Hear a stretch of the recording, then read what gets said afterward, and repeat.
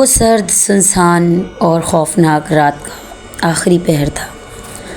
آسمان پر کالے بادل چھائے ہوئے تھے اور شہر کی سڑکیں غیر معمولی خاموشی میں ڈوبی ہوئی تھیں۔ دور کہیں کتوں کے بھونکنے کی آواز کبھی کبھی اس خاموشی کو توڑ دیتی، مگر پھر ہر طرف پہلے سے بھی زیادہ خوفناک سکوت پھیل جاتا۔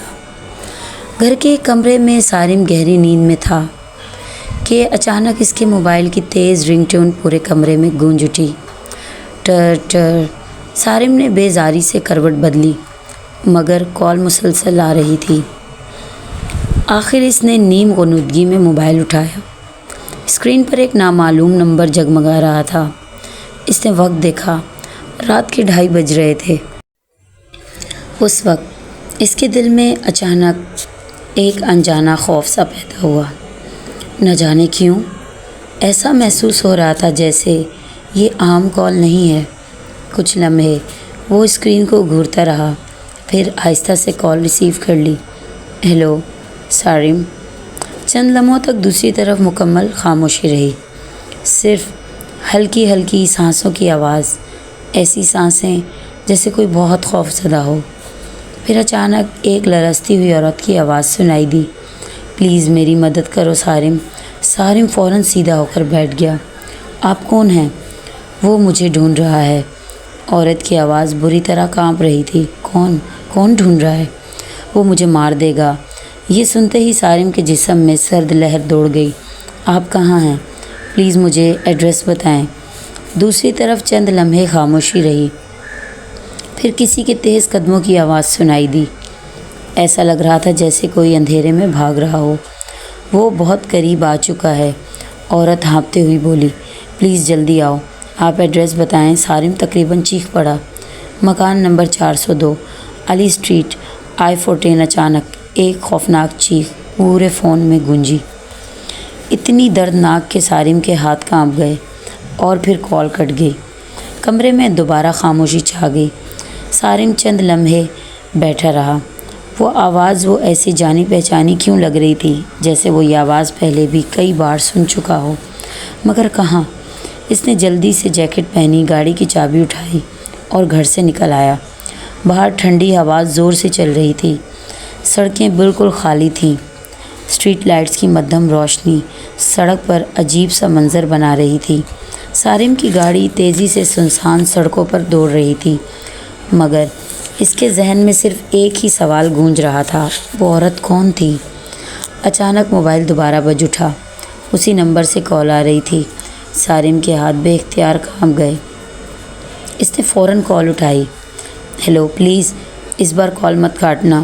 یہ سنتے ہی سارم کا دل جیسے رک گیا، اس کی سانسیں تھم گئی۔ یہ آواز، یہ لہجہ، اس رات بھی تم نے میری کال کاٹ دی تھی۔ سارم کی آنکھیں پھیل گئی۔ ریحانہ آپی؟ گاڑی بے قابو ہوتے ہوتے بچی۔ 5 سال پہلے مرنے والی ریحانہ کی آواز آج دوبارہ اس سے بات کر رہی تھی۔ سارم جلدی آؤ۔ اس کی آواز میں عجیب سا درد تھا۔ آج آخری موقع ہے۔ سارم کے ماتھے پر پسینہ نمودار ہو گیا۔ یہ کیسے ممکن ہے؟ مگر دوسری طرف سے صرف سسکیوں کی آوازیں آ رہی تھی۔ اس رات بھی تم نہیں آئے تھے۔ یہ الفاظ سارم کے دل میں تیر کی طرح اتر گئے اور اچانک اس کا ذہن 5 سال پیچھے چلا گیا۔ وہ دن جب ان کا گھر خوشیوں سے بھرا ہوا تھا۔ نواب صاحب شہر کے معزز انسانوں میں شمار ہوتے تھے۔ ان کی بیٹی ریحانہ ان کی جان تھی، بہت نرم دل، محبت کرنے والی اور سب کا خیال رکھنے والی۔ 5 سال بعد جب سارم پیدا ہوا تو گھر کی خوشیاں دوبالا ہو گئیں۔ ریحانہ اپنے چھوٹے بھائی سے بے حد محبت کرتی تھی۔ وہ اسے اپنے ہاتھوں سے کھانا کھلاتی، اسکول چھوڑنے جاتی اور ہر وقت اس کا خیال رکھتی۔ مگر وقت بدل گیا۔ کالج میں جاتے ہی سارم غلط دوستوں میں پڑ گیا، راتیں کلبوں میں گزارنے لگا، گھر والوں سے دوری بڑھتی گئی۔ ریحانہ کئی بار اسے سمجھاتی، سارم یہ راستہ ٹھیک نہیں، مگر وہ ہر بار غصے میں جواب دیتا، آپی پلیز مجھے لیکچر مت دیا کریں۔ اور پھر وہ منحوس رات آ گئی۔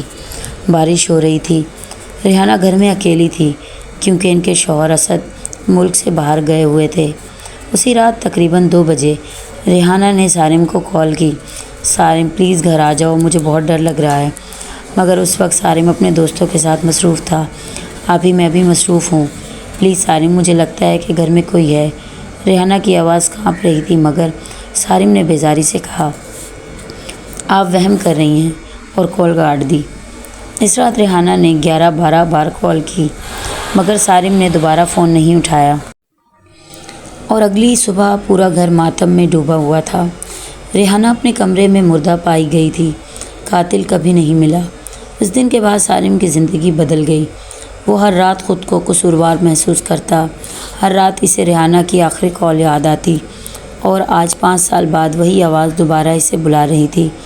اچانک سارم حال میں واپس آیا۔ اس کی گاڑی اب ایک پرانے گھر کے سامنے رکی ہوئی تھی، وہی گھر 402 علی اسٹریٹ، ریحانہ کا گھر۔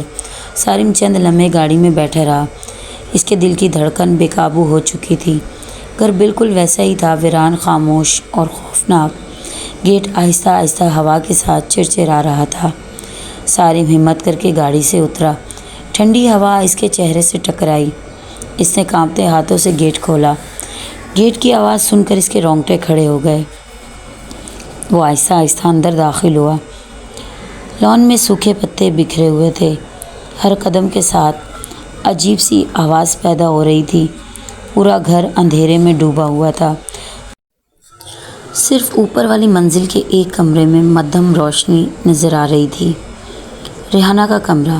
سارم کے قدم بے اختیار اس طرف بڑھنے لگے۔ اچانک پورے گھر کی لائٹس ایک ساتھ جل اٹھیں۔ سارم بری طرح چونک گیا۔ اسی لمحے اوپر سے کسی عورت کی چیخ سنائی دی۔ سارم! اوپر سے آنے والی چیخ نے سارم کے وجود کو ہلا کر رکھ دیا۔ یہ ریحانہ آپی کی آواز تھی، بالکل ویسی ہی جیسے 5 سال پہلے آخری بار سنی تھی۔ سارم کے قدم بے اختیار سیڑھیوں کی طرف بڑھنے لگے۔ ہر قدم کے ساتھ اس کے دل کی دھڑکن تیز ہوتی جا رہی تھی۔ پورا گھر غیر معمولی خاموشی میں ڈوبا ہوا تھا۔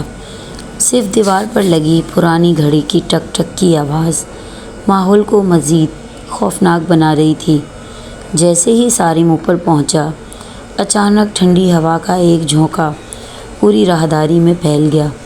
راہداری کی تمام لائٹس بار بار جل بجھ رہی تھی، چھپ چھپ، اور ہر بار اندھیرا ہونے پر ایسا محسوس ہوتا جیسے کوئی سایہ اس کے قریب آ رہا ہے۔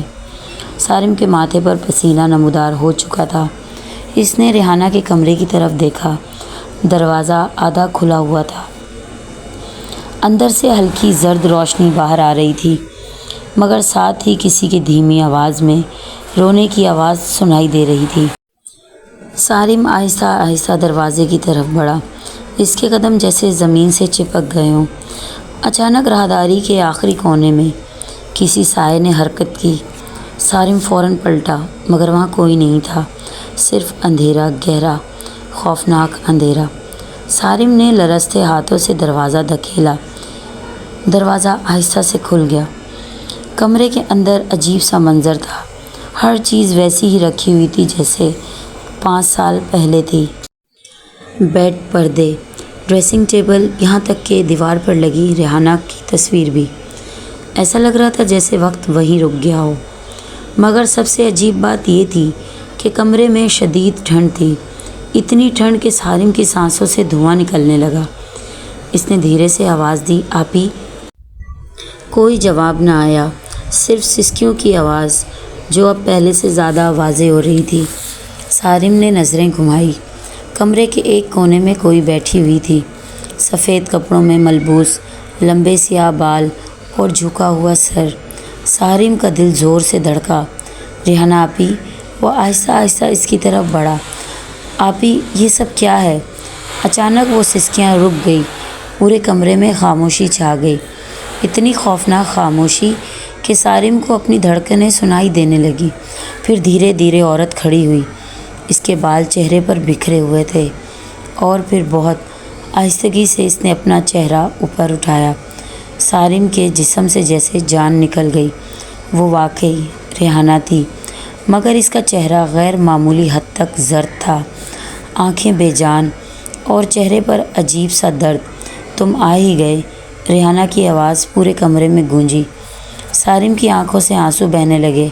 آپ ہی مجھے معاف کر دیں۔